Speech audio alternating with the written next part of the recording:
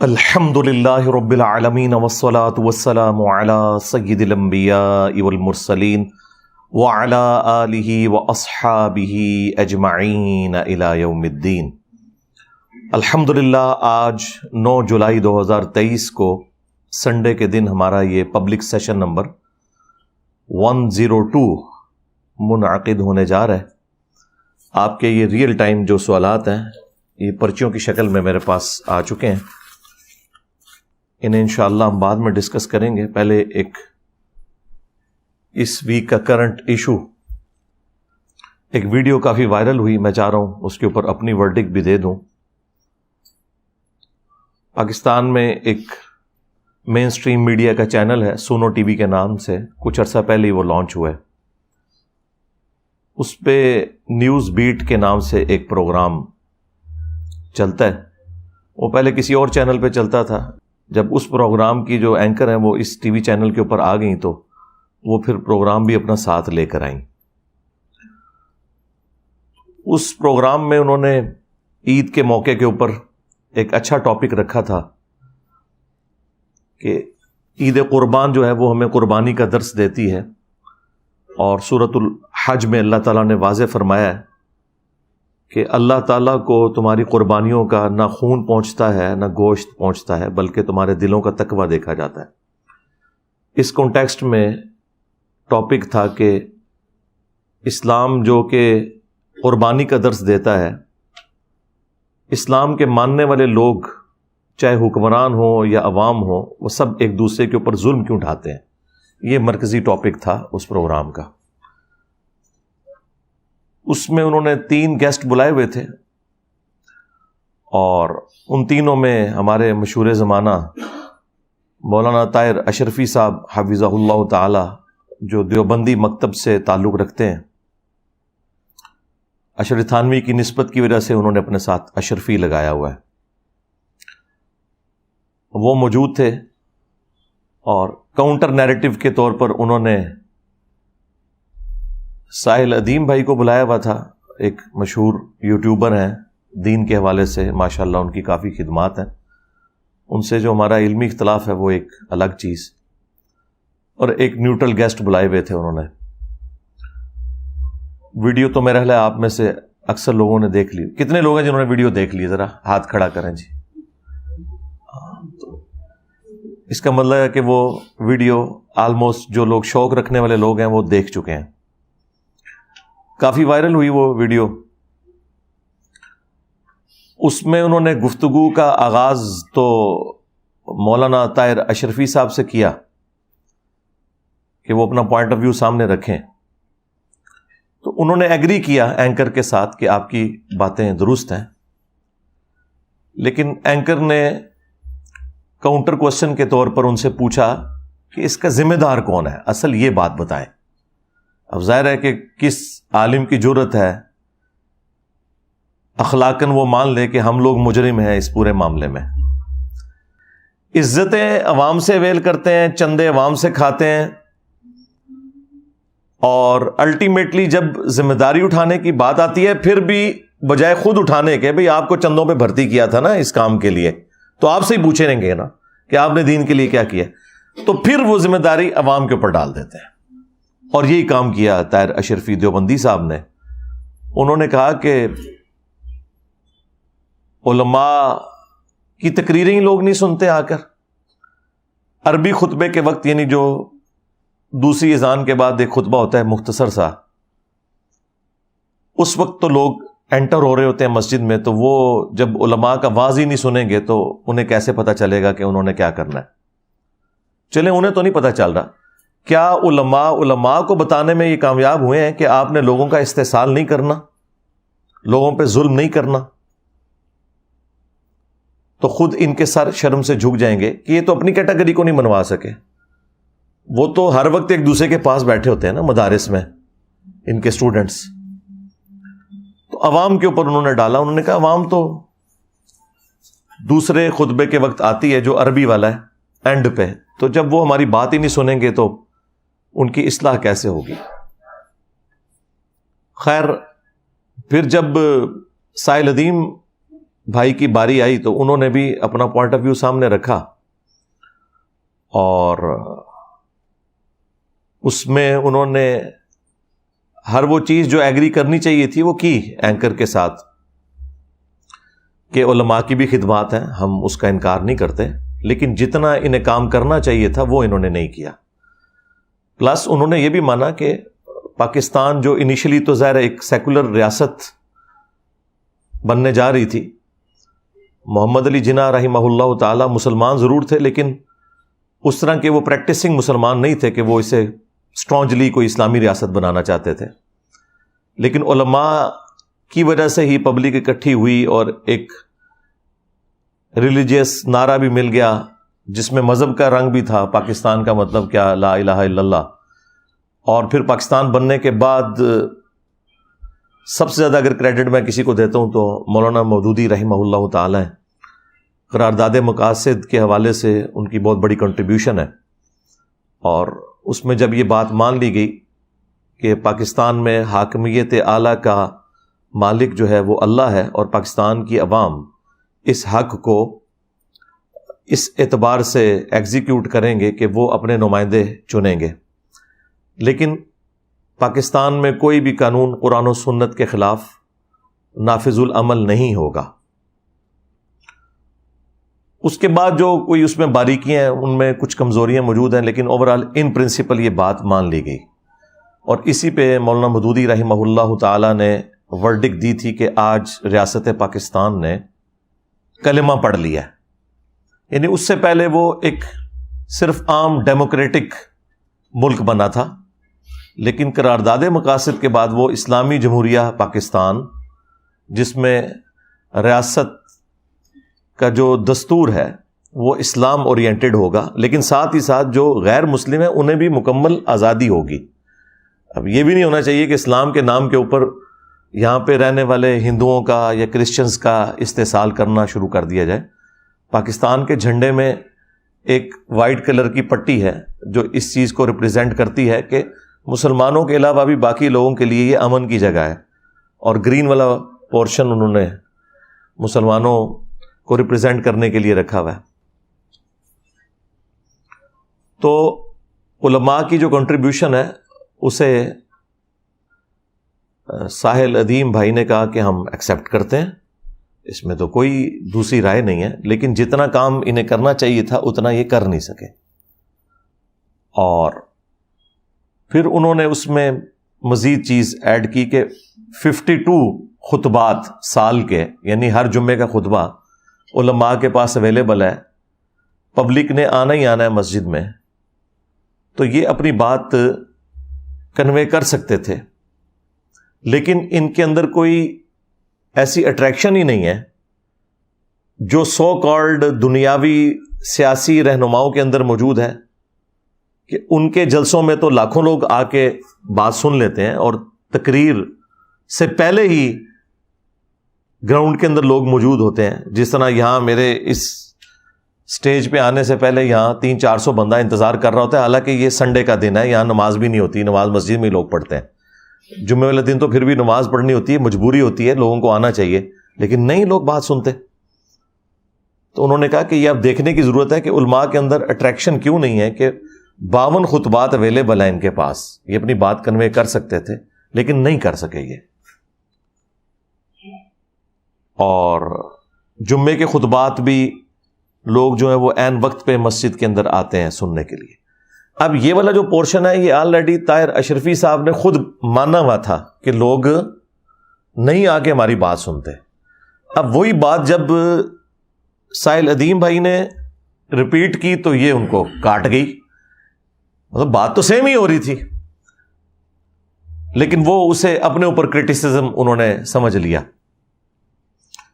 Plus انہوں نے یہ کہا کہ دیکھیں آئنسٹائن ہے یا اسی طریقے سے دنیا میں جو بڑے بڑے لوگ ہیں ان کی لیگیسی کوئی آگے جماعتیں نہیں لے کے چل رہی، نہ ان کے پاس کوئی پلیٹ فارم ہے، ان کا اپنا کام بول رہا ہے، اور لوگ پیشن کے ساتھ جو فزکس کی فیلڈ کے لوگ ہیں وہ آئنسٹائن کو نیوٹن کو پریزنٹ کرتے ہیں، اسی طریقے سے کیمسٹری کی فیلڈ کے لوگ اپنے بڑوں کا ذکر کرتے ہیں، اور لوگوں کو انہوں نے اس اعتبار سے قائل کر لیا، اور بات ٹھیک بھی ہے. سائنس نے آج ہماری جو زندگی آسان کی ہے، یہ ساری برکات ہمیں اجمیر شریف والوں نے تو نہیں دی ہیں، نہ بغداد شریف والوں نے دی ہیں، اور نہ دیوبند شریف نے، اور نہ بریلی شریف نے.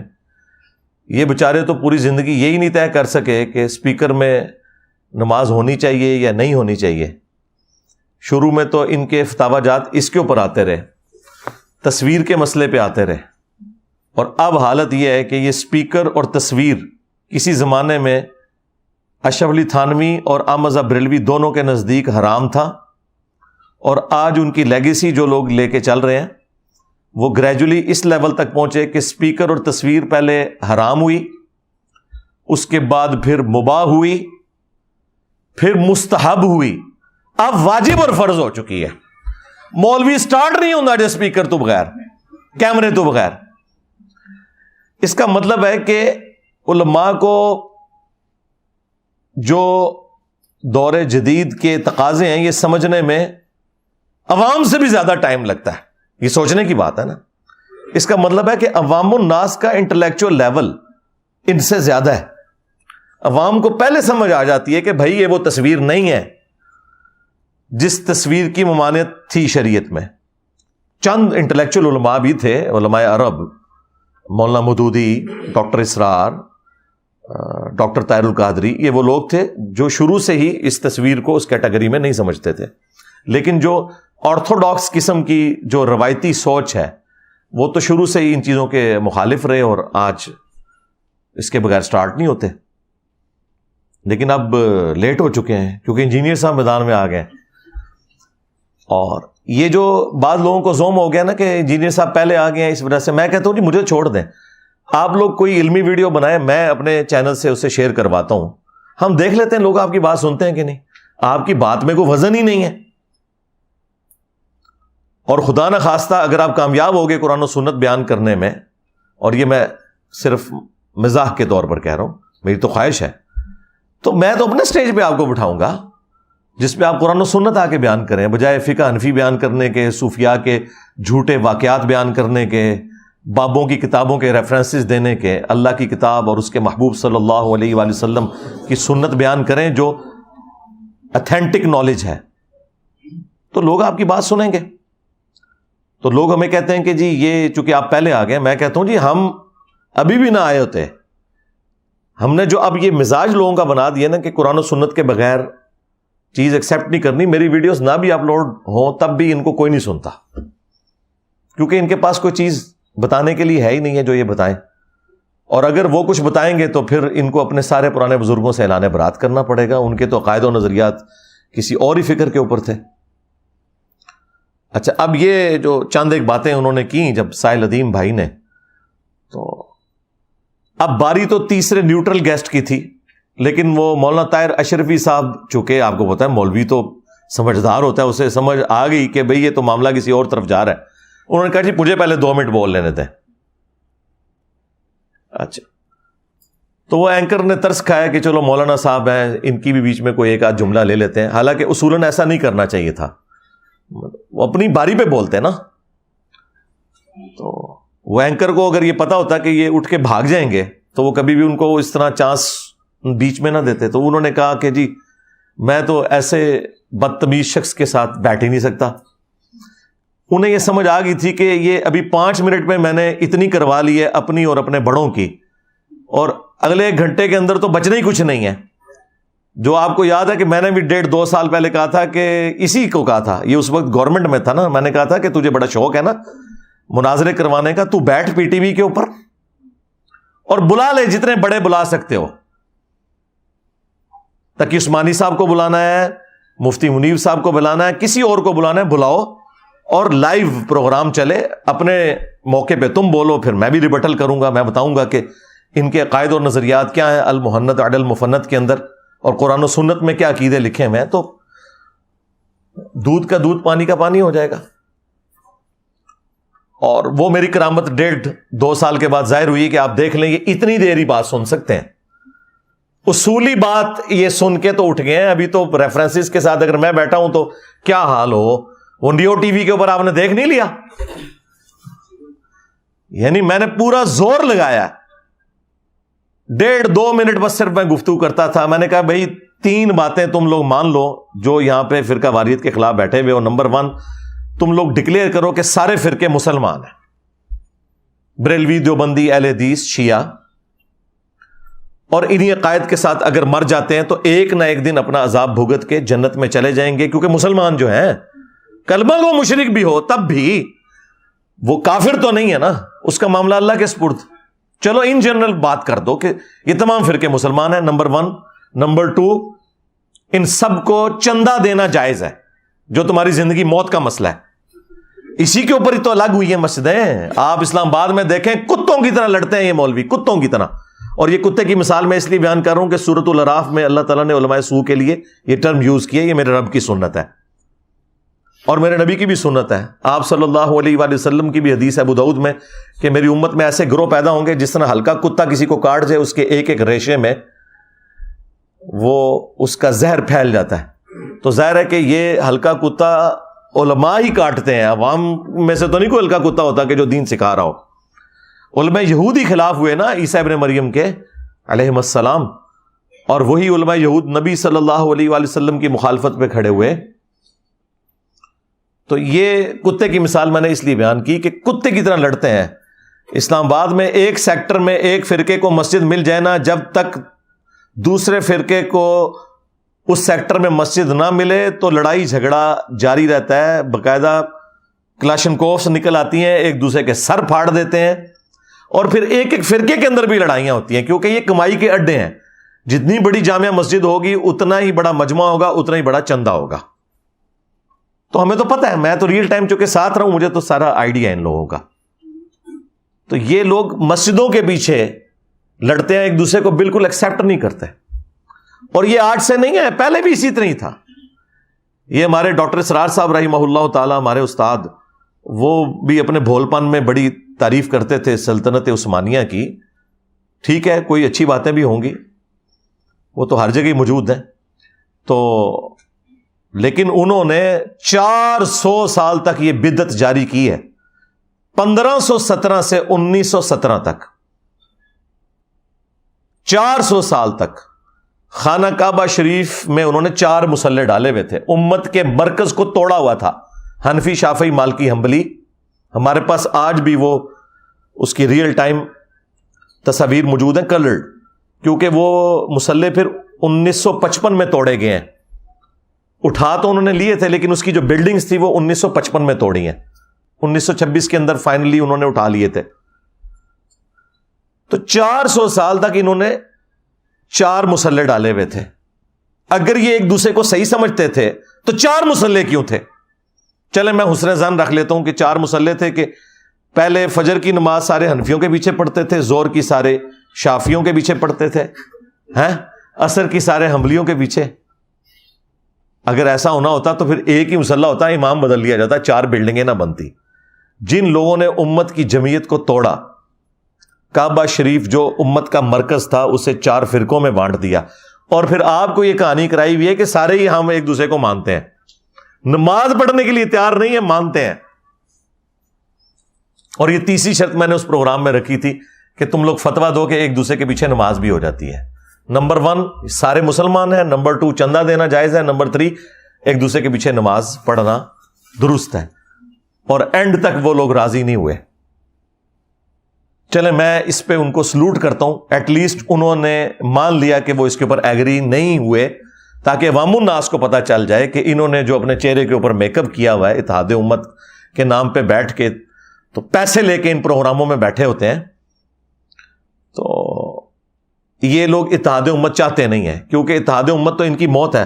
اور بھائی جس دن میکڈونلڈز نے یہ اناؤنسمنٹ کر دی کہ چپس جو ہے ہمارے اچھے نہیں ہیں, KFC والوں کے اچھے ہیں, تو میکڈونلڈ تے گئی, ہاں اے میکڈونلڈز تے KFC, تو بریلی اور دیوبند, ہاں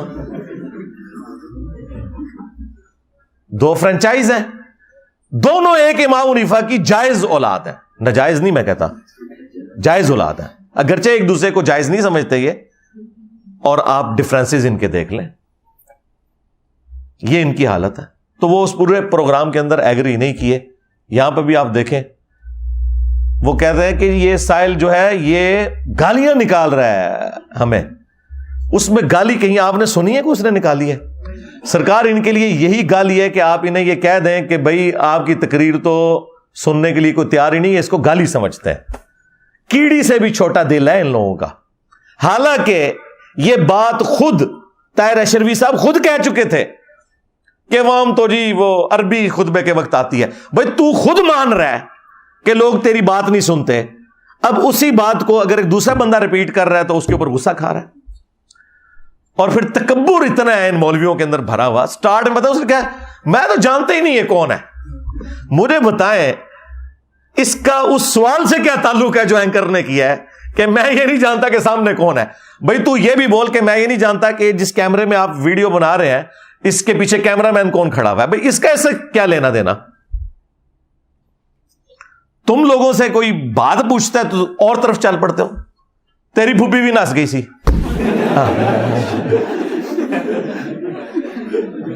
بات ہے کرنے والی, سوال کوئی اور ہو رہا ہے تو پھوپھی کی تو ناچ گئی بھائی. پھوپھی بے شک ناچ گئی ہوئے لیکن سوال تو اپنی جگہ قائم ہے. تو کہتا میں تو اسے جانتا ہی نہیں ہوں یہ کون ہے. پھر کہا کہ یہ لا علم ہے. یہ ان کے پاس ایک بڑی ایک ورڈکٹ ہے موٹی سی. پھر کہا کہ جی یہ اسے اخلاق ہی نہیں ہے, اور یہ جو ہے علماء کے یہاں پہ بخیے ادھیڑ رہا ہے مولوی صاحب کہہ کے. تو مولوی صاحب کہہ رہے ہیں نا, اور کیا کہے تمہیں؟ پادری صاحب کے مولوی ہو نا, اور کیا ہو. اور یہ ریسپیکٹیبل ورڈ ہے, تمہاری وجہ سے بدنام ہوا نا, ٹھیک ہے نا. اس سے بہتر اور لفظ کیا ہو سکتا تھا. اور پھر یہ کہتا ہے کہ جی انتہائی بےہودہ انسان ہے یہ بےہودہ کا لفظ بھی اس نے استعمال کیا. اور پھر اینڈ پہ کہا جی میں معذرت کرتا ہوں, اٹھ کے وہاں سے وہ کالر مائک اتار کے چلے گئے.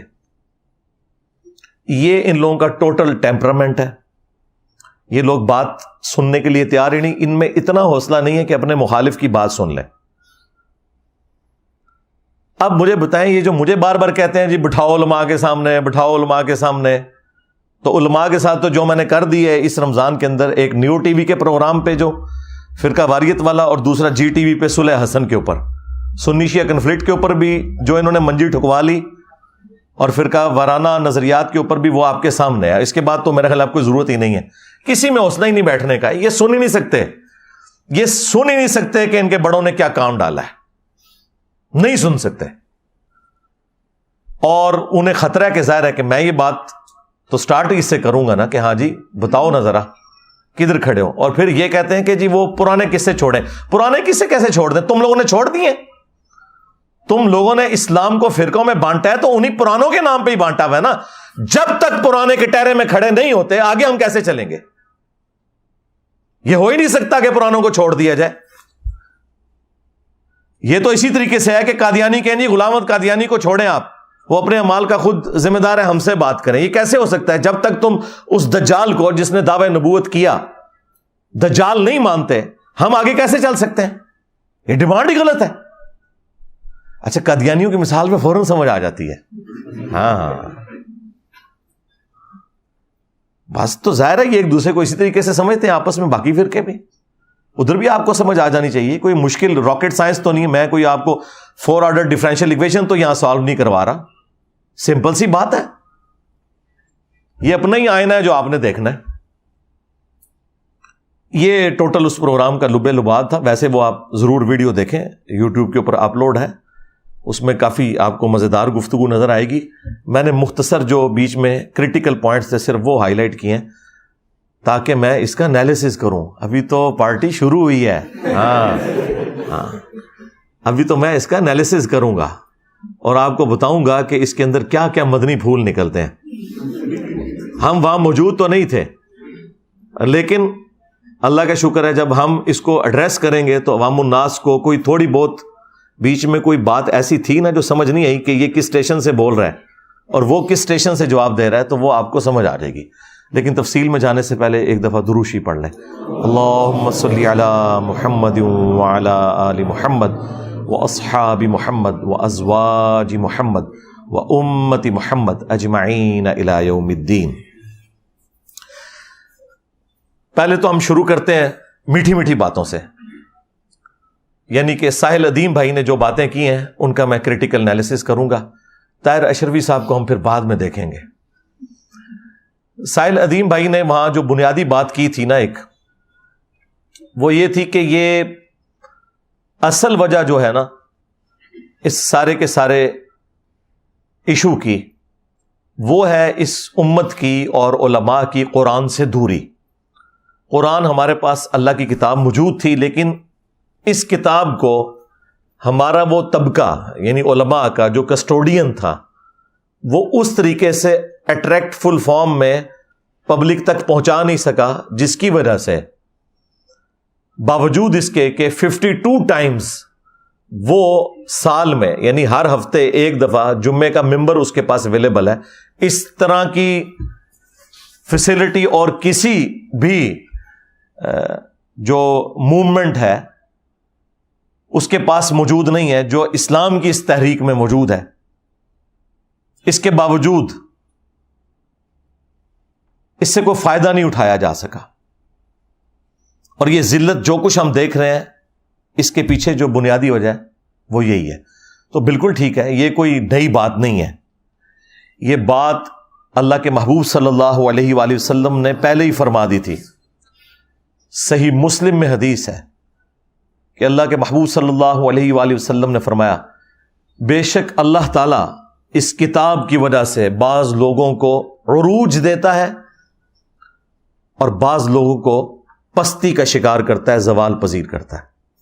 اور پریکٹیکلی ہم نے دیکھا ہے. اس لیے تو ڈاکٹر اقبال نے اسی مسلم شریف کی حدیث کی ٹرانسلیشن کی تھی جواب شکوہ میں، وہ زمانے میں معزز تھے مسلمان ہو کر اور تم خوار ہوئے تارک قرآن ہو کر.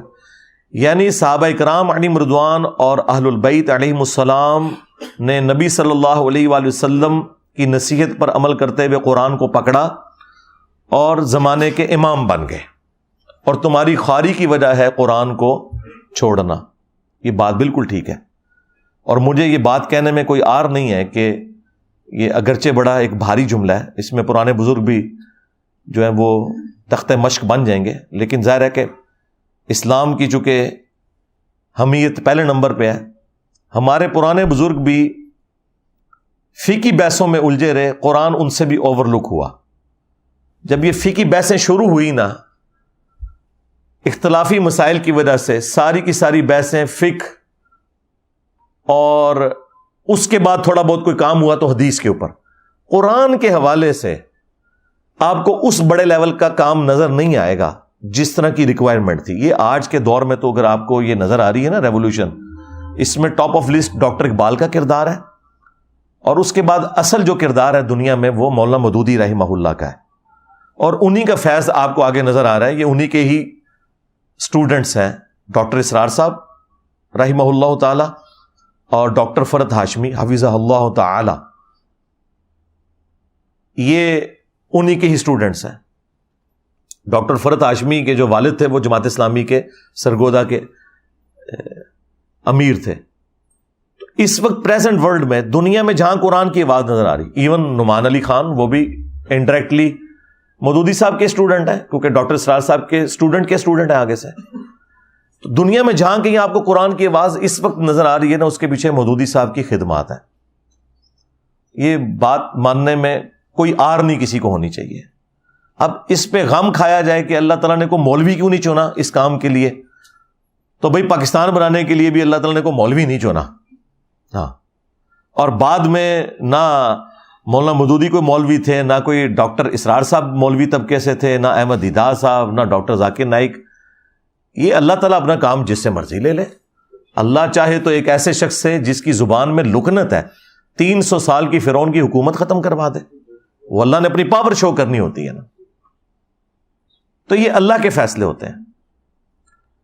تو یہ ڈاکٹر اقبال کا جو شعر ہے یہ مسلم شریف کی حدیث کی ٹرانسلیشن ہے. وہ زمانے میں معزز تھے مسلمان ہو کر اور تم خوار ہوئے تارک قرآن ہو کر.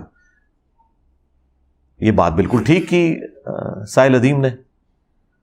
اور اللہ کے محبوب صلی اللہ علیہ وآلہ وسلم کی تربیت اللہ تعالیٰ نے قرآن میں خود کر دی تھی.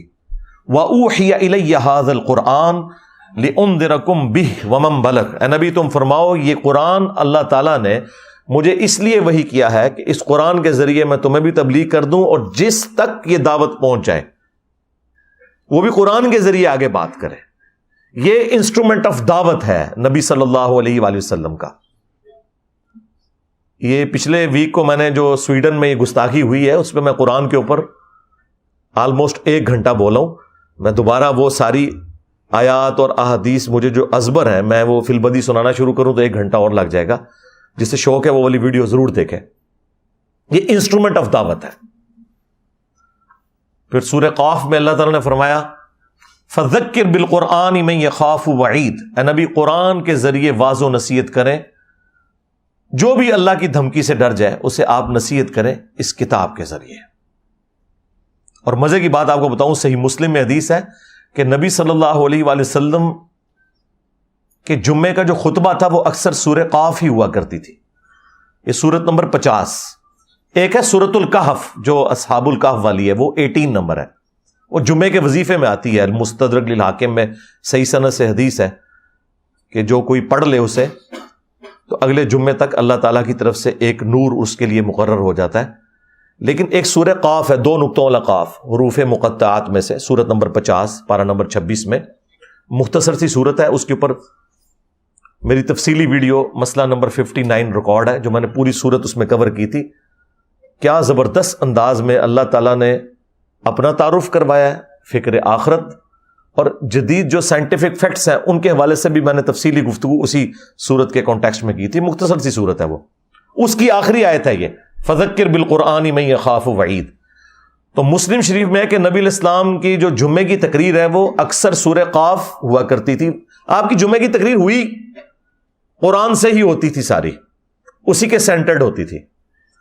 اور ایک صحابیہ کہتی ہیں کہ نبی صلی اللہ علیہ وآلہ وسلم سے میں نے جمعے کی تقریر میں سورہ قاف اتنی دفعہ سنی کہ مجھے زبانی یاد ہو گئی.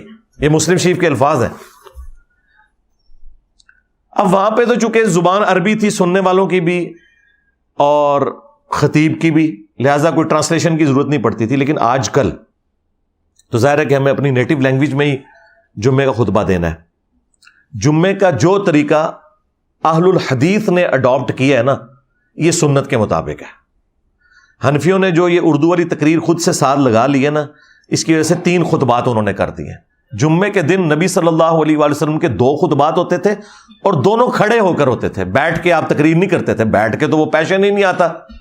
اب مسلم شریف میں حدیث ہے, جابر بن عبداللہ سے یہ حدیث روایت کی ہے امام باقر علیہ السلام نے, اور امام باقر سے سنی ہے امام جعفر علیہ السلام نے, کہ جب نبی صلی اللہ علیہ وآلہ وسلم ممبر پر چڑھتے تو آپ کی آواز بلند ہو جاتی, غصے میں اضافہ ہو جاتا, آنکھیں سرخ ہو جاتی, گویا کوئی جرنیل اپنی فوج کو تیار کر رہا ہو.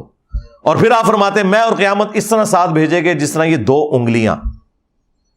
اور پھر آپ کہتے اما بعد فإن خیر الحدیث کتاب اللہ وخیر الہدی ہدی محمد صلی اللہ علیہ وآلہ وسلم وشر الامور محدثاتها وکل محدثۃ بدعہ وکل بدعۃ ضلالہ وکل ضلالۃ فی النار. آگاہ ہو جاؤ, سب سے بہترین کلام اللہ کی کتاب ہے, سب سے ہدایت یافتہ راستہ محمد صلی اللہ علیہ وآلہ وسلم کا ہے. بدترین کام وہ ہیں جو دین میں خود سے داخل کر دیے جائیں. یہ تمام کام بدعتیں ہیں اور یہ تمام بدعتیں گمراہیاں ہیں اور یہ تمام گمراہیاں جہنم میں لے جانے والی ہیں. وَلِعَوْذُ بِاللَّهِ تَعَالَى اللَّهُمَّ أَجِرْنَا مِنَ النَّارِ. تو نبی علیہ السلام کھڑے ہو کر خطبہ دیتے تھے اور 2 خطبوں کے درمیان تھوڑی دیر کے لیے وقفہ کرتے تھے بیٹھ کر. 3 خطبے نہیں تھے آپ کے ہوتے, اور وہ دونوں چونکہ سننے والے عربی تھے تو عربی میں ہوتے تھے. اہل حدیث نے بالکل اسی کو اڈاپٹ کیا ہے. وہ بھی 2 خطبے دیتے ہیں, حمد و صلات جو ہے وہ عربی میں اور اس کے بعد تقریر اردو میں, انہی خطبوں کے اندر, اور کھڑے ہو کر, تاکہ وہ خطیب کا جوش بھی نظر آئے. جمعے کا خطبہ جو ہے وہ غامدی سٹائل میں تو نہیں ہونا, اس سے تو دنیا میں چینج نہیں آئے گی. چینج تو آئے گی اگریسو سٹائل سے. تو نبی صلی اللہ علیہ وآلہ وسلم کے اس پیٹرن کو اس اعتبار سے اہل حدیث نے جو جمعے کا طریقہ اڈاپٹ کیا. یورپ امریکہ میں وہ 2 خطبے انگلش میں ہونے چاہیے, حمد و صلات عربی میں ہو, باقی اس کی تقریر والا پورشن جو ہے وہ انگلش کے اندر ہو، اپنی نیٹو لینگویج کے اندر. سندھی ہیں تو سندھی زبان میں کریں، کوئی اردو بول کے کوئی دھونس ڈالنے کی ضرورت نہیں ہے. مسئلہ بات سمجھانا ہے. اگر کہیں پنجابی لوگوں کو بہتر آتی ہے، پنجابی میں خطبہ ہونا چاہیے اور کھڑے ہو کر دونوں خطبے ہوں، اور اس میں قرآن بیان ہو، بابوں کی سٹوریاں بیان نہ ہو. ہاں، پھر جب ہم اس طرح کی باتیں کرتے ہیں، یہ کہتے ہیں جی ہمارے بزرگوں کا مذاق اڑاتے ہیں، بھی آپ لوگوں نے اپنے بزرگوں کا مذاق خود اڑوایا ہے. آپ لوگوں نے دین جو امت کو دیا ہے نا، سواریاں سوار کی ہیں مکے اور مدینے کی آوازیں لگا کر، عزتیں امیل کی ہیں تم نے اللہ اور اس کے رسول کے نام کے اوپر، عز و جل و صلی اللہ علیہ وآلہ وسلم. چندے بٹورے ہیں، جدادیں منائی ہیں، لیکن الٹیمیٹلی دھوکہ یہ دیا ہے کہ اس امت کو جا کے تم نے بغداد شریف، اجمیر شریف، دیوبند شریف میں جا کے پھینک دیا. غداری کی ہے تم لوگوں نے رسول اللہ کے ساتھ صلی اللہ علیہ وآلہ وسلم. پھر دیکھ لو اللہ تعالیٰ نے کتنی بڑی بلا تھوڑے ہوتے چھڑ دیتی ہے. کہندے نے جی انسانی تاریخ ہی جتنا بڑا فتنہ نہیں آیا. بالکل صحیح کیا ہے تو، اوڑا پیر نہیں جنہیں میرے سر دی قیمت رکھی ہے. ہاں، انہوں نے کیا ہے کہ اتنا بڑا فتنہ اسلامی تاریخ ہی نہیں آیا. بالکل اے عربی والا فتنہ تواڈے اوتے اتنی بڑی آزمائش کدے پئی نہیں سی. یہ بالکل صحیح بات کی ہے. بہت برا وقت آیا ہے، وہابیاں ہوتے بھی تے دیوبندیاں ہوتے بھی تے بریلویاں ہوتے بھی تے شیعہ ہوتے بھی. تا وقت ہے کہ یہ لوگ اپنی فرقہ واریت کو چھوڑ کر اس شخص کے ساتھ اپنی نسبت مضبوط نہ کر لیں کہ جس کی قبر مدینے میں صلی اللہ علیہ وآلہ وسلم. سیدھی سی بات ہے. تو ان لوگوں نے دین کے ساتھ یہ کچھ کیا تھا، دین کو ٹیمپر کیا ہے. جامعہ ترمذی میں حدیث موجود ہے، سلسلہ احادیث صحیحہ میں شیخ البانی نے لی ہے کہ عدی بن حاتم، جو حاتم تائی مشہور فیاض تھے نا عرب کے، ان کا بیٹا مسلمان ہوا، اس نے سلیب لٹکائی ہوئی تھی اپنے گلے میں. اللہ نے ہدایت دی، نبی الاسلام کے پاس حاضر ہوئے، کہا یا رسول اللہ قرآن میں ایک آیت ہے جو مجھے کھٹکتی ہے، چونکہ میں خود کرسچن رہا ہوں. تو یہ قرآن میں جو لکھا ہوا ہے اتخذوا احبارہم ورہبانہم اربابا من دون اللہ، سورہ التوبہ آیت نمبر 31، کہ یہود و نصارہ نے اللہ کو چھوڑ کر اپنے راہبوں کو، علماء کو، جوگیوں کو اور صوفیوں کو، احبار یعنی وہ علماء جو علم کی گہرائی میں اترے ہوئے ہوں، رہبان یہ راہب کی جمع ہے، صوفی جوگی، یہ اعلیٰ حضرت نے بھی یہی ترجمہ کیا ہوا ہے، یہی بنتا ہے. ان کو اپنا رب مان لیا تھا اللہ کے مقابلے پر. تو یا رسول اللہ ہم تو اپنے علماء کی کوئی عبادت نہیں کرتے تھے، اپنے جوگیوں صوفیوں کی کوئی عبادت نہیں کرتے تھے. آپ علیہ السلام نے فرمایا کہ مجھے بتاؤ کہ کیا تم اپنے ان صوفیوں، جوگیوں، علماء کے کہنے پر، احبار اور رہبان کے کہنے پر حلال چیز کو حلال اور حرام کو حرام نہیں تصور کر لیا کرتے تھے؟ ان کا یا رسول اللہ ایسے ہی تھا. فرمایا یہی تو ان کو رب بنانا ہے، کیونکہ شریعت کا کسٹوڈین اللہ ہے اور اس کا ریپریزنٹیٹو وقت کا پروفٹ. اچھا یہاں پہ تو عدی ابن حاتم کو جواب دینا چاہیے تھا، جو ہمارے مدرسوں میں سکھایا جاتا ہے کہ یا رسول اللہ اگر علماء سے پوچھ کر نہ چلتے تو کس کے پیچھے چلتے؟ کتنے گیا میرا دماغ. دیکھو جب عدی ابن حاتم سے حضور یہ کہہ رہے تھے کہ تم اپنے علماء اور بزرگوں کے کہنے پر حلال کو حلال اور حرام کو حرام نہیں مان لیتے تھے، تو ان کو کہنا چاہیے تھا یا رسول اللہ ڈگری تے ہونا گول ہے نا، وہی دسن گے منو دین، میں تو جاہل ہوں، میں نے تو علماء سے پوچھ کے ہی چلنا تھا نا. اس کا مطلب ہے اللہ کے نبی کیا کہہ رہے تھے کہ علماء سے پوچھ کے ضرور چلو لیکن دلیل بھی دیکھو، اور اگر کوئی بڑے سے بڑا مولوی بھی قرآن و سنت کے خلاف بات کرے تو تمہیں چھوڑ دینا چاہیے تھا. اور یہ سیم بات قرآن میں بھی لکھی ہوئی ہے، ایتونی بکتاب من قبل ھذا او اثارۃ من علم ان کنتم صادقین. نبی ان کافروں سے کہو کہ اگر تم اس قرآن کو نہیں مانتے نا، لاؤ اس سے پہلے کوئی اور کتاب جو اللہ کی طرف سے نازل ہوئی ہو، یا انبیاء کے آثار یعنی احادیث یا سنت، ان سے مجھ سے آ کے بات کرو. یہ کیا بات ہوئی کہ بزرگوں نے فرما دیا اور ہمارے بابوں نے کہہ دیا؟ لاؤ کتاب، یعنی اللہ کے نبی علیہ السلام کو بھی یہ سکھایا گیا آپ نے ان سے کتاب ڈیمانڈ کرنی. ایتونی بکتاب من قبل ھذا، ایک کتاب مانگنی، دوسری کیا؟ او اثارۃ من علم، یا علم کے آثار، سنت، کتاب اور علم. تو یہی تو ہم نے عرض کیا ہے کہ نام ہے بابی، نام ہے بابی، میں ہوں مسلم علمی کتابی، علم بھی کتاب بھی. ایتونی بکتاب من قبل ھذا او اثارۃ من علم ان کنتم صادقین. یہاں آپ لوگوں کو بتایا نا جناب کہ یہ لکھا ہوا ہے جی قرآن و سنت میں، آگے سے جناب پڑھ جاتے ہیں اور کسٹوڈین دین کے بنے ہوئے ہیں. آپ اندازہ کریں، آپ فزکس کے پروفیسر کو تو بھری کلاس میں یہ کہہ سکتے ہیں کہ حضرت یہ جو آپ نے فارمولہ لکھا ہے کتاب میں اس طرح نہیں ہے، وہ آپ سے نہیں لڑے گا، وہ کہے گا تھینک یو بیٹا. مولوی کیا کہے گا؟ Thank you. مولوی کا ایٹیچیوڈ کیا ہوگا؟ آپ کو علماء سے بات کرنے کا طریقہ ہی نہیں آتا، نال ترے چار ویسے ہی پڑتی کیتے انہوں نے سجے کھبے. یا پھر اینڈ پہ جب زیادہ غصہ آئے گا نا، آپ ذرا کمرے میں تشریف لیں. واہ واہ، اللہ دے بندے ہو، تقریراں کر دو باہر اوپر مجمع، سوال پوچھنے سے کمرے میں تشریف لیں، کوئی جواب ہی نہیں آتا ہوتا. اور کمرے چ نہ جانا، مہربانی کریے. انہوں کو تقریر باہر کی تھی جنا تے جواب بھی باہر دو گے. ہمیں تو بڑا بتایا کہ حضرت عمر سے پبلکلی لوگوں نے جب پوچھا حضرت سلمان فارسی نے کہ آپ نے کرتا کیسے سلوایا ہے، وہ کمرے میں جا کے تو نہیں پوچھا تھا، تقریراں کر دو باہر تے سوال دے دو جواب اندر. تو یہ ان کا ایٹیچیوڈ قرآن و سنت کے بالکل منافی ہے، ان کا کوئی لینا دینا نہیں میرے بھائی. یہ افسوس کی بات ہے کہ اگر آپ کو اچھے نان چاہیے تو 10 نان بھائیوں کے پاس جائیں تو کوئی ایک اچھا مل ہی جائے گا. اچھا کپڑا چاہیے تو 10 دکانوں پہ پھریں، ایک آدھ اچھا کپڑا کی دکان مل ہی جائے گی.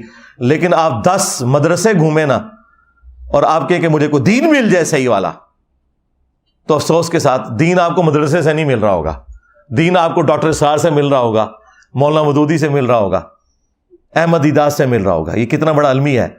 بس یہ وہی ہے جو صحابہ کرام کو بھی اللہ تعالیٰ نے دھمکی لگائی تھی، اگر تم نے دین کا کام چھوڑ دیا تو ہم تمہیں ختم کر کے پھر ایسی امت لے آئیں گے وہ کسی ملامت کرنے والے کی پرواہ بھی نہیں کرے گی، وہ اس کی کمٹمنٹ اللہ کے ساتھ ہوگی. تو سیدھے شاہی کوئی نہیں ہو. اور میرا تو یہی خیال ہے کہ یہ مولویوں سے اللہ نے ہاتھ اٹھا لیا. پہلے تو صرف ہاتھ اٹھایا سی نا، ہوں جناب میرے ہاتھ کے ذریعے گھاٹے پکڑوا لینا. صرف پہلے ہاتھ چکیا ہوا سی. اللہ تعالیٰ اپنے بندوں سے کام لیتا ہے جی دین کا. اس طرح دستاریں پہن کر، جبوں اور کبوں سے مشکل عربی الفاظ بول کر، عربی اشعار پڑھ کے، یہ اس طرح کو دنیا میں نہ تبدیلی آتی ہے، نہ اللہ تعالیٰ کو اس طرح کے مسلمان مطلوب ہیں کہ وہ اس قسم کی روش کو اختیار کریں کہ ہمیشہ پرابلم اینڈ کے اوپر کھڑے ہوں. آپ دنیاوی پروفیسر سے پوچھتے ہوئے نہیں ڈرتے، ان سے آپ ڈرتے ہیں. اور پھر ان کے اندر تکبر دیکھیں کتنا بھرا ہوا ہوتا ہے، کتنا تکبر ان کے اندر بھرا ہوتا ہے. ان کے پاس آخری اربا پتہ کیا ہوتا ہے؟ اور جی آپ کے پاس تو ڈگری نہیں ہے، آپ بات ہی نہیں کر سکتے.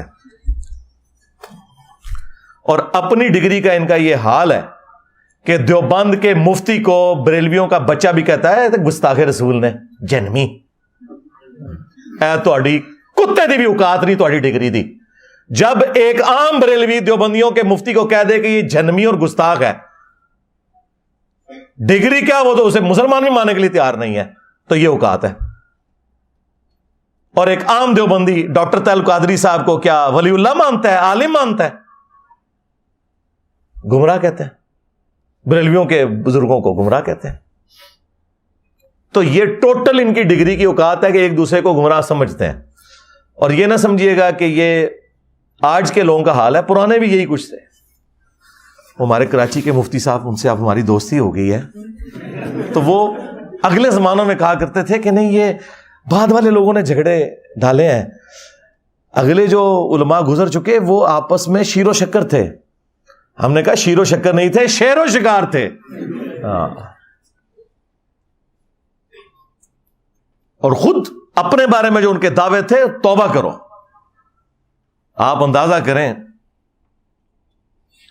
تذکرۃ الرشید میں رشید احمد گنگوئی، جسے بریلوی کہتے ہیں گند گوئی، گنگوہ علاقے کے رہنے والے تھے. یہ 3 بڑے بابے ہیں نا دیوبندیوں کے، رشید احمد گنگوئی، اشرف علی تھانوی اور قاسم نانوتوی، جو مدرسہ دیوبند کے بانی تھے.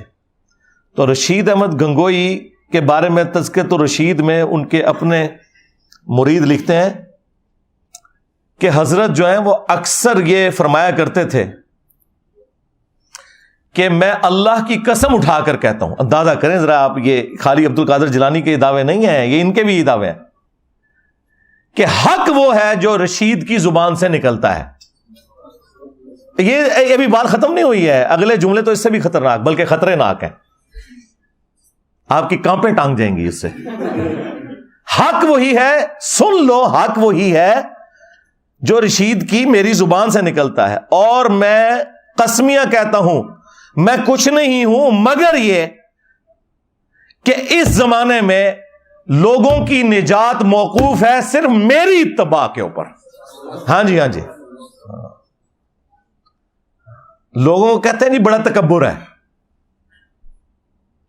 اور دوسری طرف احمد رضا بریلوی صاحب نے اپنی وفات سے چند گھنٹے پہلے اپنے بیٹوں کو وصیتیں لکھوائی ہیں جو پرنٹ ہوئی ہیں وصایا شریف کے نام سے. اس میں احمد رضا بریلوی صاحب نے وصیت پتہ کیا کی ہے؟ میرا دین اور میرا مذہب جو میری کتابوں سے ثابت ہے, تمہارے لیے تمام فرائض سے بڑھ کر اہم فرض اسے پکڑنا ہے. میری کتابوں سے, کتابوں سنت سے نہیں. یعنی میں تو آپ کہتا ہوں قرآن میں لکھا ہے, بخاری مسلم لکھا, انہوں نے کہا نہیں, جو میں نے بتایا ہے میرا دین اور میرا مذہب جو میری کتابوں سے ثابت ہے. خالی میرا دین میرا مذہب کہتے تو ہم مان لیتے وہ اسلام کی بات کر رہے ہیں, لیکن انہوں نے کہا نہیں, جو میری کتابوں سے ثابت ہے. یہ ان کا تکبر کا عالم یہ تھا. لیکن ایک دوسرے نو انہوں ایک دوسرے پھر ہاتھوں ہاتھ لیندے سن, توبہ کرو, اس طرح لیندے سن کہ چولہا لا کے رکھ چھڑتے سن ایک دوسرے دیاں. تو وہ میں آپ کو بعد میں کچھ مثالیں دوں گا. پہلے مجھے وہ ایک تذکرۃ الرشید کی وجہ سے وہ یاد آ گئی وہ بات. طاہر اشرفی نے اپنی اس ویڈیو میں ساحل الدین کو کہا کہ یہ بڑا بےہودہ ہے.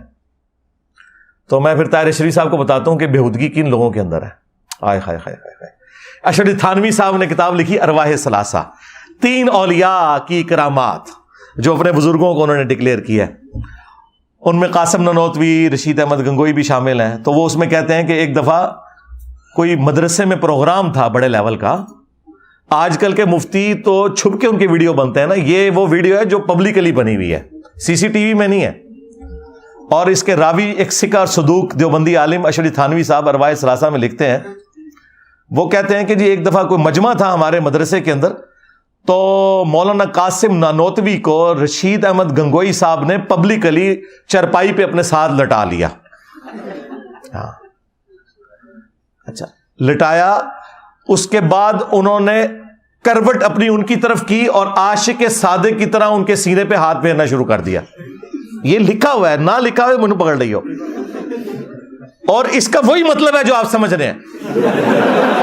ہاں یہ میں بتاؤں, اس کی وجہ یہ ہے کہ قاسم نانوتوی صاحب نے کہا کہ میاں لوگ کیا کہیں گے. ہاں میاں لوگ کیا کہیں گے. تو رشید احمد گنگوئی صاحب کہتے ہیں لوگوں کو کہنے دو جو کہتے ہیں.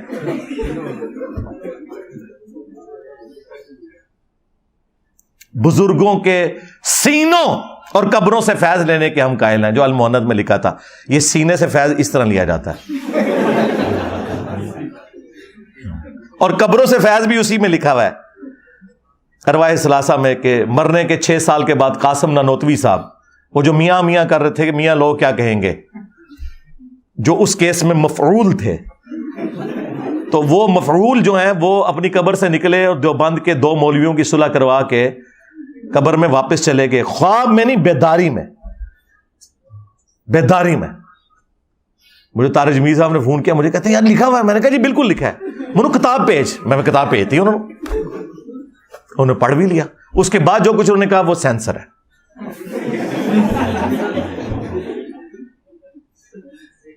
تو یہ 6 سال بعد قبر سے نکلے ہیں, لیکن چونکہ نکلنے والا دیوبندی تھا لہذا توحید ہے. اگر بریلوی نکلا ہوتا تو شرک ہوتا.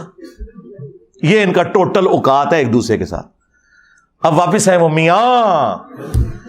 میاں جو تھے نا جی, وہ تو یہاں تک صرف بات ختم نہیں ہوئی ہے. تذکرۃ الرشید سے مجھے یاد آیا تھا, تو تذکرۃ الرشید میں لکھا ہے کہ ایک دفعہ رشید احمد گنگوئی صاحب نے خواب دیکھا کہ مولانا قاسم نانوتوی دلہن کی شکل میں ان کے عقد میں آئی ہیں. جی انہوں نے یہ نہیں کہا کہ میں نے اپنی دلہن جو ہے ان کی شکل میں دیکھی, نہیں, میاں قاسم جو ہے دلہن کی شکل میں میرے عقد میں آئے. پھر آگے بھی انہوں نے لکھا ہے, اور وہ اگلے والے الفاظ آپ خود پڑھ لیجیے گا. اینڈ پہ انہوں نے اس کی جو تشریح کی ہے وہ یہ ہے کہ چونکہ رشید احمد گنگوئی کے مرنے کے بعد قاسم نانوتوی نے ان کے اسٹوڈنٹس کی دیکھ بھال کرنی تھی نا, تو اس لیے اس قسم کا خواب آیا. ان کو خواب اسی قسم کے آتے ہیں. اب اشرف تھانوی نے 18 سال کی اسٹوڈنٹ کے ساتھ شادی کرنی تھی, تو اس کے ایک مرید نے خواب دیکھا، جی میں نے دیکھا کہ اماں عائشہ آپ کے گھر آئی ہیں. تو اس نے کہا کہ اس سے تشریح تو یہی بنتی ہے کہ کوئی کم سن لڑکی میرے ہاتھ لگے گی. استغفر اللہ. دیکھ رہا ماں کو ہے اور اس کی جو تشریح کر رہا ہے وہ یہ خوابوں کی تشریح بیان ہو رہی ہے بزرگوں کی. ابھی تو اشرف علی رسول اللہ والا خواب تو اپنی جگہ، اور وہ صرف خواب نہیں ہے، اس کے بعد بیداری میں بھی اس نے پڑھا. لوگ کہتے ہیں جی وہ بے اختیار تھا، جی اس بیچارے کا کیا قصور. ہم کہتے ہیں ہم اس کو نہیں کہہ رہے، ہم تو بابے کو کہہ رہے ہیں کہ بابے کو جب پتا چلا کہ اس پہ شیطان چڑھ گیا تو اس کا کام یہ نہیں تھا اسے تسلی دیتا، بلکہ یہ کہتا کہ توبہ کر، تیرے تے شیطان چڑھے ہے. کہتے نہیں، تسلی تھی کہ تیرے پیر متبع سنت ہے، جو تو نے خواب میں بھی پڑھا اور بیداری میں بھی بے اختیار نکلا. یہ تو بے اختیار نہیں تھا. اب آ جائیں اس کی طرف جو میں نے کہا تھا نا، یہ ان کے بڑے بھی ایک دوسرے کی ڈگریوں کو نہیں مانتے تھے. حسام الحرمین میں 1905 میں احمد رضا بریلوی صاحب نے کتاب لکھ کے علماء عرب سے فتوے لیے. اس وقت صوفی علماء تھے سلطنت عثمانیہ کے، تو وہ سارے وہ بریلوی ٹائپ عقیدے رکھتے تھے. انہوں نے کفر کے فتوے دیے علماء دیوبند کے اوپر اور غلام احمد قادیانی کے اوپر. وہ کتاب حسام الحرمین، حرمین کی تلوار، اس کے اینڈ پہ جا کے انہوں نے کنکلوڈ کیا کہ علماء دیوبند کے بارے میں کہ سب کے سب مرتد ہیں، یعنی واجب القتل ہیں، ان کے کفر میں شک کرنے والا بھی کافر ہے، اور یہ اسلام سے نکل چکے ہیں، اجماع امت ہے. اب علماء عرب نے 26 کوسچن لکھ کے دیوبند کے پاس بھیجے کہ بھئی آپ جواب دیں، تمہارے بارے میں تو احمد رضا بریلوی نے بتایا کہ تم تو وہابی ہو. اس وقت وہابی وہاں پہ برے سمجھے جاتے تھے، آج تو حکومت ہے نا ان کی. المہند کا پورا ٹاپک یہ ہے کہ آپ نے یہ ثابت کرنا ہے کہ آپ وہابی نہیں ہیں، آپ صوفیوں کے ماننے والے ہیں. وہ 26 سوال لکھ کے بھیجے، کیونکہ اسی اسام الحرمین میں انہوں نے لکھا تھا چوتھا فرقہ وہابیہ شیطانیہ، جو شیطان لعین ابلیس کے پیروکار ہیں، جس طرح کے روافظ شیطان اطاق کے پیروکار ہیں. وہ دیوبند کو انہوں نے کہا یہ وہابیہ شیطانیہ فرقہ ہے. وہ دیوبند کو بھی وہابی اعلیٰ حضرت کہتے تھے نا. تو المہند میں انہوں نے اس کے جواب دینے شروع کیے. انہوں نے کہا ہمارا کیا لینا دینا وہابیوں کے ساتھ، وہابی تو گمراہ. اور پھر انہوں نے کہا ہم تو بزرگوں کے ماننے والے ہیں، ہم فروع کے اندر امام حنیفہ کے مقلد ہیں، اور عقائد میں ہم ماتریدیہ اور اشریہ ان کو فالو کرنے والے ہیں، اور سلسلہ تصوف میں ہم چشتیہ، نقشبندیہ، قادریہ، ساروں کا انہوں نے لکھا شروع. سٹارٹ تو ہے. سوال پوچھے گا تسی ہے کہ انہوں نے نہ اللہ کا ذکر کیتا جے نہ رسول دا. سیدھے ہی سٹارٹ ہو جائے امام حنیفہ تو تے قادری چشتی تے ختم ہو جائے. پورے الفاظ میں کہیں ہے نہیں کہ ہم اللہ رسول کے ماننے والے ہیں. اور پھر اس میں انہوں نے کہا کہ یہ احمد رضا بریلوی ان کی جماعت ایک شیطانی لشکر ہے جو ہم پہ حملہ آور ہوا ہے، جس طرح کے شیاطین حملہ آور ہوتے تھے انبیاء کے اوپر. یہ علماء دیوبند رضی اللہ عنہم پر حملہ آور ہوا ہے. احمد رضا بریلوی ان کی جماعت شیطانی لشکر. کافر ہی کہا نا، ظاہر ہے انبیاء کے اوپر جو شیاطین حملہ آور ہوتے تھے وہ کوئی مسلمان تو نہیں ہوتے تھے، کافر ہوتے تھے. پھر انہوں نے کہا آپ نے بات کی محمد بن وہاب، ہم محمد بن عبد الوہاب ان کی جماعت کو خوارج کی ایک جماعت سمجھتے ہیں، اور ہمارا وہی نظریہ جو ابن عابدین شامی نے فتاوی شامی میں لکھ دیا ہے رد المختار در مختار کے حاشیے میں، کہ خوارج کی ایک جماعت ہے. آج ریالوں کے چکر میں دیوبند اور وہابی کٹھے ہوئے ہیں. ایون امام کعبہ کئی بار دیوبند مدرسے میں بھی جاتا ہے، حالانکہ وہ ان کو مجدد مانتے ہیں اس وقت کے علماء عرب بھی، محمد بن عبد الوہاب کو. اور یہ کہہ رہے ہیں یہ خوارج کی جماعت ہے جو شیطان کا سینگ بخاری مسلم میں آیا تھا نا، وہ کہتے ہیں یہ ہے وہ نکلا ہے جو آج چندوں کے چکر میں، ریالوں کے چکر میں ایک ہو گئے. اور بریلوی، احمد رضا بریلوی صاحب بھی، ان کے ماننے والے بھی ان کو خوارج ہی سمجھتے ہیں. جال حق میں مفتی احمد یار خان نعیمی صاحب نے سیم وہی رد المختار کی عبارت نقل کی ہے. یہ تو ذرا ایک بعد میں ان کا تھوڑا آپس میں اختلاف ہو گیا، ادروائز یہ دونوں ایک ہی ہیں پیچھے سے. امداد اللہ مہاجر مکی بابا ہے بریلویوں کا بھی دیوبندیوں کا بھی. تو یہ ایک دوسرے کے بارے میں یہ عقیدہ رکھتے ہیں. اور پھر اعلیٰ حضرت تو جس شان سے حملہ آور ہوئے ہیں وہ تو پھر انہی کا خاص ہے. ملفوظات اعلیٰ حضرت ان کے بیٹے نے خود جمع کیا، اور یہ پہلی جلد میں یہ حوالہ موجود ہے جو ورڈ بائی ورڈ خود اعلیٰ حضرت نے پڑھی ہے، اور خود اس پہلی جلد کی شان میں ایک ربائی بھی لکھی ہے، وہ بھی میں ساتھ اٹیچ کروں گا کارنر پہ. کہ احمد رضا بریلوی صاحب سے پوچھا گیا کہ یہ جو وہابی ہیں دیوبند اور اہل حدیث، کیا ان کے پیچھے نماز پڑھی جا سکتی ہے؟ انہوں نے کہا ان کی تو نماز ہی باطل ہے، ان کے پیچھے نماز، ان کی تو اپنی نماز نہیں ہوتی، ان کے پیچھے کیسے کوئی نماز پڑھ سکتا ہے؟ پھر پوچھا گیا ان کی مسجد میں پڑھ سکتے ہیں اپنی؟ انہوں نے کہا کفار کی مسجد مثل گھر کے ہے. کافر ڈکلیئر کیا, ڈائریکٹ کافر لکھا. یہ نیو ٹی وی پہ مولوی کہہ رہے تھے کہیں کافر نہیں لکھا, یہ کافر کا لفظ لکھا ہے احمد بریلوی صاحب نے دیوبند اہل حدیث کے لیے کہ کافروں کی مساجد ہیں یہ. اور پھر پوچھا گیا اذان, انہوں نے کہا ان کی اذان بھی باطل ہے جس طرح کہ نماز باطل ہے, البتہ اللہ کا نام آئے تو عز و جل اور نبی صلی اللہ علیہ وآلہ وسلم کے نام پر درود ہی پڑھ لیں, باقی یہ فارغ ہے. اور پھر احکام شریعت میں جو اعلیٰ حضرت نے ان کی طبیعت صاف کی ہے, توبہ توبہ توبہ, کانوں سے دھواں نکالا ہے. ان سے پوچھا گیا کہ یہ جو دیوبندی ہیں, اہل حدیث ہیں, شیعہ ہیں, قادیانی ہیں, سارے فرقوں, نیچری سر سید احمد خان کے نیچر کے ماننے والے لوگ, ان کے ذبیحے کے بارے میں کیا حکم ہے؟ کہ ٹھیک ہے ویسے تو یہ کافی نہیں ہے آپ کے نزدیک, لیکن اگر یہ جانور ذبح کر دیں تو سوال ویسے بالکل ٹھیک کیا تھا انہوں نے کہ یار قرآن نے تو تھوڑا لینیٹ ویو لیا ہے کہ سورہ المائدہ میں آیا کہ یہود و نصارہ کا ذبیحہ حلال ہے تمہارے لیے, اہل کتاب کا.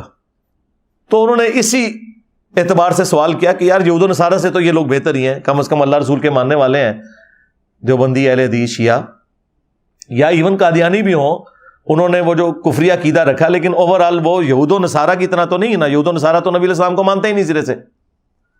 تو اعلیٰ حضرت نے جواب میں کہا کہ وہابی, پھر بریکٹ کھولی انہوں نے, دیوبندی, اہل حدیث, شیعہ اور قادیانی کافروں کو بھی سال لکھا. یہ 1,00,000 دفعہ بھی اللہ کا نام لیں تو ذبیحہ مردار رہے گا, البتہ یہود و نصارہ کا ذبیحہ حلال ہے. ہاں, یہ آ کے میں کہتے ہیں جی علماء کی بڑی خدمات ہیں. جی یہ خدمات ہیں. اپنے بارے میں بڑے بڑے کلیم اور دوسروں کو اس طریقے سے اٹھا کے پرے پھینکا ان لوگوں نے. یہ خدمات ہیں ان لوگوں کی. آپ کو پتہ ہے یہ تو میرا فیوریٹ ٹاپک ہے, میں اس پہ بولنا شروع کروں تو ختم ہی نہیں ہوگا, بولتا چلا جاؤں. لیکن میں نے یہ ساری باتیں اس وقت موقع غنیمت جانتے ہوئے, چونکہ اس وقت یہ کرنٹ ایشو کے طور پہ چل رہی ہے, تو میں نے یہ آپ کے اندر انجیکٹ کی ہیں کہ آپ کو یہ سمجھ آ جائے کہ اصل مسئلہ امت کا یہی ہے کہ امت نے قرآن کو چھوڑ دیا, سنت کو چھوڑ دیا. یہ سلیبس بہترین تھا, لیکن اس سلیبس کو جو ٹیچر سکھا رہے تھے نہ خود انہوں نے اس پہ عمل کیا اور نہ آگے یہ سکھایا. مجھے بتائیں نبی الاسلام نے حجۃ الوداع کے موقع پر جو صحیح مسلم میں حدیث ہے اس میں تو آپ نے فرمایا کہ میں اپنے بعد تم میں وہ چیز چھوڑ کر جا رہا ہوں جسے پکڑ لوگے تو کبھی گمراہ نہیں ہوگے, اور وہ اللہ کی کتاب ہے. مسلم شریف میں حجۃ الوداع کا جو خطبہ ہے اس میں صرف قرآن کا ذکر ہے. ہاں حاکم میں قرآن اور سنت آیا ہے, ظاہر سنت بھی اسی کے اندر شامل ہے. من یطع الرسول فقد اطاع اللہ, جس نے رسول کی اطاعت کی اس نے اللہ کی اطاعت کی. لیکن مسلم شریف میں صرف قرآن کا ذکر موجود ہے. نبی الاسلام کو پتا تھا کہ قرآن کو انہوں نے چھوڑ دینا ہے. کسی بابے کا بھی ذکر نہیں کیا. یار آپ کے پاس تو وہ بابے تھے ابو بکر, عمر, عثمان و علی جو چھوڑے بھی جا سکتے تھے, لیکن آپ کو پتا تھا میں ان کو چھوڑ بھی گیا اپنے بعد تو انہوں نے بھی مر جانا ہے. 2 سال کے بعد, 2.25 سال کے بعد حضرت ابو بکر کا وہی سٹیٹس ہو گیا جو نبی علیہ السلام کا تھا, وہ بھی فوت ہو گئے. 12 سال کے بعد سیدنا عمر بھی شہید, 25 سال کے بعد سیدنا عثمان بھی شہید, اور 30 سال کے بعد سیدنا علی بھی شہید, اور آخری صحابی ابو طفیل عامر بن واصلہ 110 ہجری میں وہ بھی فوت ہو گئے. آج آخری صحابی کو بھی گئے ہوئے 1300 سال سے زیادہ گزر چکے ہیں, لیکن قرآن و سنت آج بھی موجود ہے. اور پھر غدیر خم کی جو حدیث مسلم شریف میں اوپر تلے 4 احادیث ہیں, جو میرا یہ دعویٰ ہے کہ اس پلانٹ ارتھ پہ قرآن کی تعریف میں سب سے زیادہ الفاظ جس صحیح حدیث میں آئے ہیں وہ مسلم شریف کی وہ 4 حدیثیں ہیں غدیر خم کی, اوپر تلے 6225 سے لے کے 6228 تک. اور یہ خطبہ حجۃ الوداع کے بھی بعد ہے. یہ 2.5 مہینے پہلے نبی الاسلام نے خطبہ دیا ہے. آپ جب مکے سے حج کر کے مدینے واپس آ رہے تھے تو خم نامی گاؤں میں آپ نے پانی کے لیے پڑاؤ کیا. اونٹ کے پالان کا ممبر تیار کیا گیا. 18 ذوالحجہ کو یہ ہوا. جو ہمارے شیعہ بھائی عید غدیر مناتے ہیں وہ دوسری ایکسٹریم پہ چلے جاتے ہیں, لیکن کچھ باتیں تو درست ہیں اس میں. نبی الاسلام کی گفتگو ہی کنکلوڈنگ ہے. اے لوگوں آگاہ ہو جاؤ, میں بھی ایک انسان ہوں, قریب ہے کہ اللہ کا قاصد یعنی موت کا فرشتہ میرے پاس آئے اور میں اس کی دعوت قبول کر لوں. میں اپنے بعد تم میں 2 بھاری چیزیں چھوڑ کر جا رہا ہوں. ان میں سے پہلی چیز اللہ کی کتاب ہے, اس میں ہدایت ہے, اس میں نور ہے. اللہ کی کتاب اللہ کی رسی ہے. ہاں وَاعْتَصِمُوا بِحَبْلِ اللَّهِ جَمِيعًا وَلَا تَفَرَّقُوا. رسی کی تشریح ہر بندے نے اپنی اپنی کی ہوئی تھی, اور نبی علیہ السلام نے کہا اللہ کی کتاب اللہ کی رسی ہے, جو اسے پکڑے گا ہدایت پر ہوگا, جو چھوڑ دے گا گمراہ ہو جائے گا. اور زید بن ارقم کہتے ہیں پھر نبی علیہ السلام ہمیں ترغیب دلاتے رہے اللہ کی کتاب اللہ کی کتاب اللہ کی کتاب. اور پھر فرمایا دوسری بھاری چیز میرے اہل البیت ہیں, میں اپنے اہل البیت کے معاملے میں تمہیں اللہ کا خوف دلاتا ہوں, میں اپنے اہل البیت کے معاملے میں تمہیں اللہ کا خوف دلاتا ہوں, میں اپنے اہل البیت کے معاملے میں تمہیں اللہ کا خوف دلاتا ہوں. 3 دفعہ فرمایا, یعنی میرے بعد ان کے ساتھ حسن سلوک کرنا. لیکن امت بالکل الٹ چلی, نہ کتاب اللہ کو پکڑا ہدایت کے لیے اور نہ اہل البیت کو زندہ چھوڑا, بالکل الٹ چلی. اللہ کے فضل سے یہ پلیٹ فارم غدیر خم پہ کھڑا ہے, توحید قرآن والی بیان ہو رہی ہے اور اہل البیت کا وہ دفاع ہو رہا ہے جو کبھی شیعان علی نے بھی نہیں کیا, سو کالڈ شیعان علی.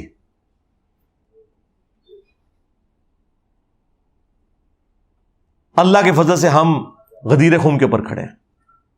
تو اللہ کی کتاب کو پکڑنا, اس میں ہدایت ہے, نور ہے, یہ اللہ کی رسی ہے, جو اسے پکڑے گا ہدایت پر ہوگا, جو چھوڑ دے گا گمراہ ہو جائے گا. یہ تمام تعریفی کلمات. اور امت دیکھ لیں قرآن سے, امت یہ کہتی ہے قرآن و حدیث ڈائریکٹ نہ پڑھنا گمراہ ہو جاؤ گے. امت نے خدمت کی تھی اور یہ اس امت سے مراد ان کے کسٹوڈین مولویوں نے. اچھا میں جو بھی بات کرتا ہوں کہتے ہیں یہ جھوٹ بول رہا ہے, یہ تو ہے ہی نہیں تھا. میں نے کہا کہ یہ لوگ کہتے تھے کہ بغلوں میں بت رکھ کے آتے تھے, رفع الیدین ہوتا تھا, اس لیے یہ انہوں نے جھوٹ مشہور کیا تھا. یہ کہتے ہیں ہم نے کبھی نہیں کہا. اب یہ اس سے بھی انکاری ہو گئے, کہتے ہیں ہم نے تو کبھی نہیں کہا قرآن و حدیث ڈائریکٹ پڑھو گے تو گمراہ ہو جاؤ گے. ہر چیز سے انکاری ہو رہا ہے. چلو ان پڑھانا شروع کر دو.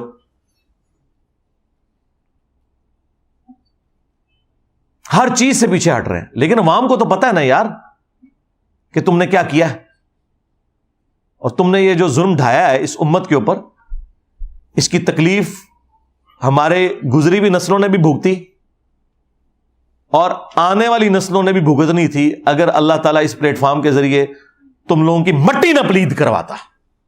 اب تو میں یہ کہہ سکتا ہوں کہ تمہاری مٹی پلید کروائی ہے جو کچھ تم نے کیا تھا اس امت کے ساتھ.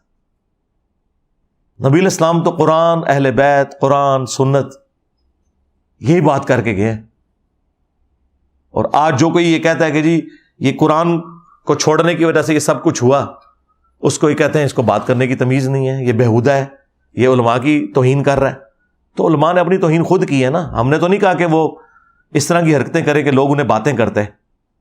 پہلے تو لوگ ڈرتے ہوئے بولتے نہیں تھے نا. یہ تو آج یہ آپ کو جو اتنی لمبی زبانیں لوگوں کی نظر آ رہی ہیں نا, یہ ہماری وجہ سے لوگوں کو ہمت ہوئی ہے کہ یہ ان جو وقت کے خدا بنے ہوئے تھے, یہ لوگ زمینی خدا بنے ہوئے تھے انورٹڈ کاماس کے اندر, نعوذ باللہ من ذالک, ان کو للکارا ہے اللہ کے فضل سے.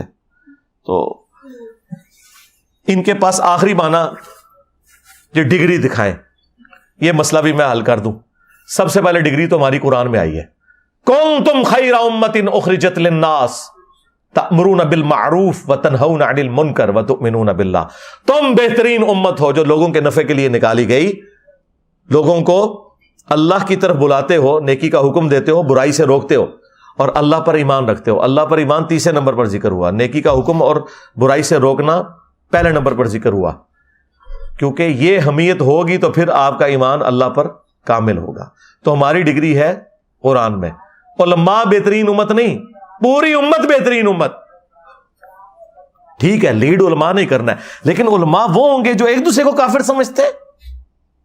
اگر ان علماء سے مراد آپ صحابہ کرام, اہل بیت, سکہ تابعین, تبع تابعین میں سے امام حنیفہ, امام شافعی, احمد بن حنبل, امام مالک, امام بخاری, امام مسلم, ان لوگوں کو لیتے تو ہم مانتے ہیں. آپ تو صرف ان کے نام کے اوپر چندے کھا رہے ہیں.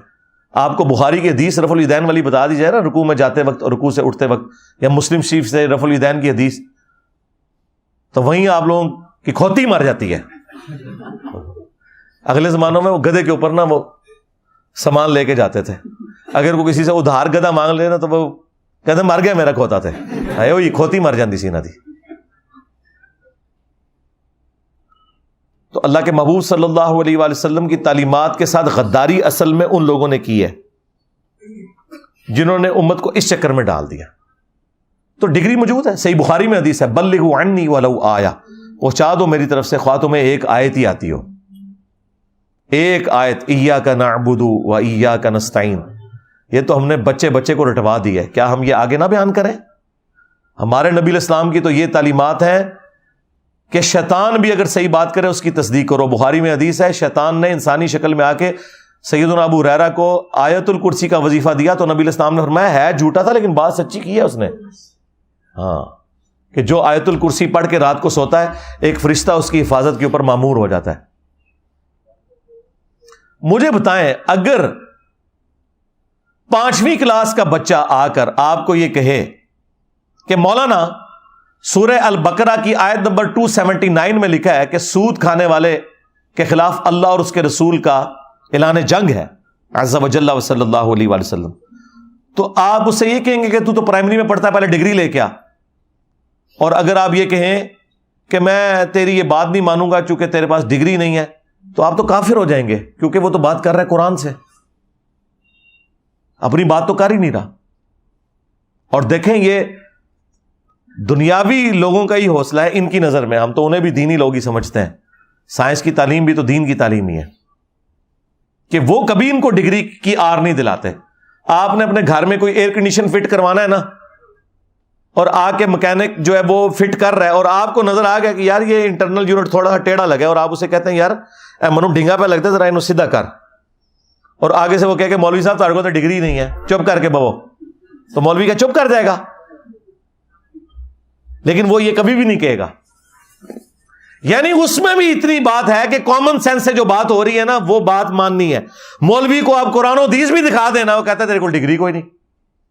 ہونا چاہیے کہ ان کے ساتھ مکینک بھی یہی سلوک کریں اور ان کے ٹیڑھے لگا کے جائیں ایسی، اور ٹیڑھا تھوڑا سا بھی لگ جائے نا ہم بھگتے ہیں پھر پانی اندر ہی گرنا شروع ہو جاتا ہے. آپ کو پتا ہے وہ جو پانی آپ باہر پائپ نکالتے ہیں اگر ٹیڑھا ہو جائے نا تو جیسے وہ اس طرح فل ہوتا ہے نا بجائے پائپ سے نکلنے کے نیچے گرتا ہے، کار اندر پانی پکڑنا شروع ہو جائے گا، پھر وہ پتا لگے گا بھی ڈگری لگائی ہوئی ہے رٹ.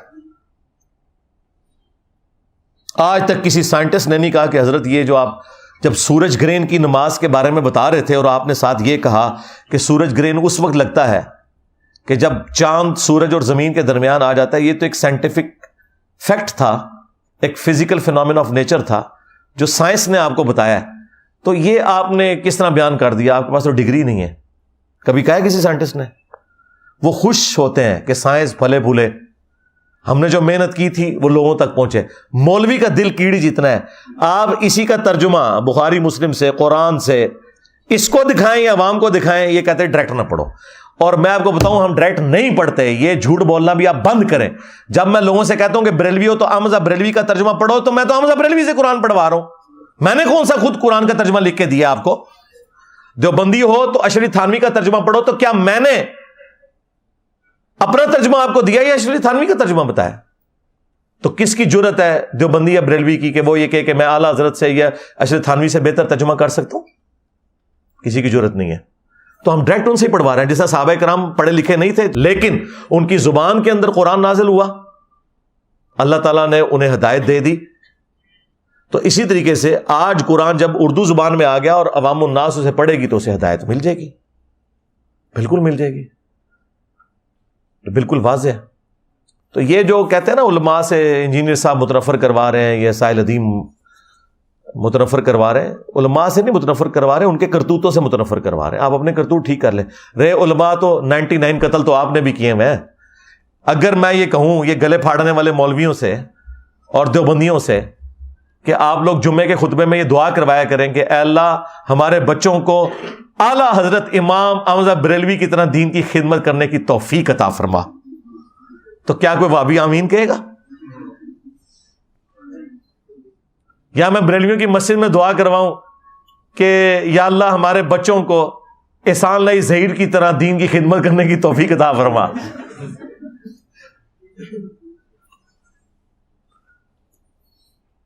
تو پھر علماء کو تو آپ خود نہیں مانتے. یہ کہتے ہیں ہمارا فرقہ، ہمارے بابے، ہمارے بزرگ، ان کے پیچھے چلنے کی توفیق دے. تو یہ تو سرکار نہیں ہو سکتا، وہ فرقوں کے بزرگ ہیں، دین اسلام کے نہیں ہیں، وہ فرقوں کے بزرگ ہیں.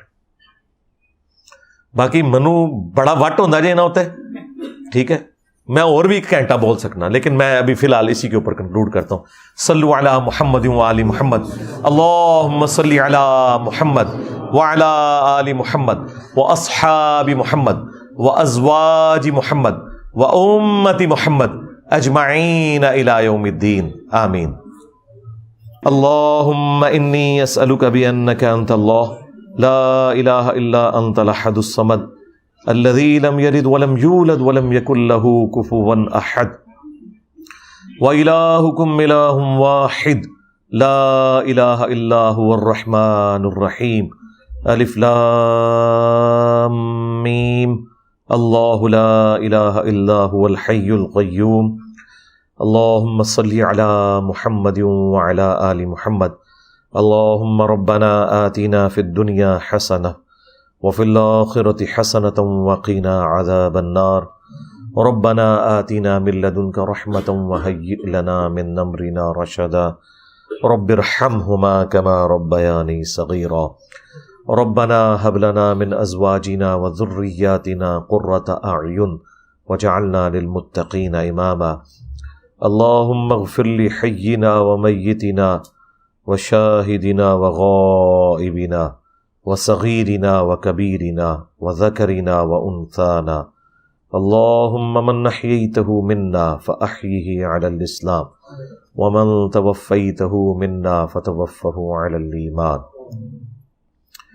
اے اللہ، جن جن بھلائیوں کا سوال تیرے محبوب صلی اللہ علیہ وآلہ وسلم نے تجھ سے کیا، ہمارے حق میں، ہمارے ماں باپ کے حق میں، ہمارے بیوی بچوں کے حق میں، پوری امت کے حق میں قبول منظور فرما. جن جن چیزوں کے شر سے تیرے محبوب علیہ السلام نے تیری پناہ طلب کی، تمام مسلمانوں کو ان چیزوں کے شر سے اپنی پناہ عطا فرما. بالخصوص انڈیا، کشمیر، فلسطین، چائنا، یمن، عراق، شام، جہاں کے بھی مسلمان پریشانی کے عالم میں، اے اللہ غیب سے ان کی عزت، آبرو، جان و مال کی حفاظت فرما. اے اللہ ہمارے ملک پاکستان کی اور پورے عالم اسلام کی خیر فرما، اندرونی اور بیرونی خطرات سے محفوظ فرما. اے اللہ حاضرین کے دلوں میں جو جو نیک اور جائز دعائیں ہیں قبول فرما. حاضرین کے جو چھوٹے بڑے رشتہ دار فوت ہو چکے ان کی مغفرت فرما، جو بیمار ہیں انہیں شفا عطا فرما. یہ تمام دعائیں تمام مسلمانوں کے حق میں قبول و منظور فرما. سبحان ربک رب العزت عما یصفون وسلام علی المرسلین والحمد للہ رب العالمین وصلی اللہ علی النبی الکریم وعلی آلہ واصحابہ اجمعین الی یوم الدین، آمین.